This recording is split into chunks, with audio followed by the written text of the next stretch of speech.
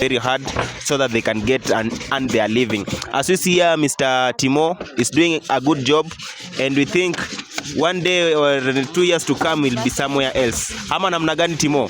Maoni yako ni gani kutafadhali? Maoni yangu bwana ni kungangana na hii kazi, kungangana na masomo, ili tupate kitu ya kwani.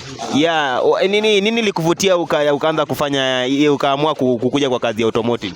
Ile ilinivutia deep in my heart, mimi napenda magari. Na nikiona gari imeharibika na inajisi vibaya sana. Thank you sana Mr. Timo for your response.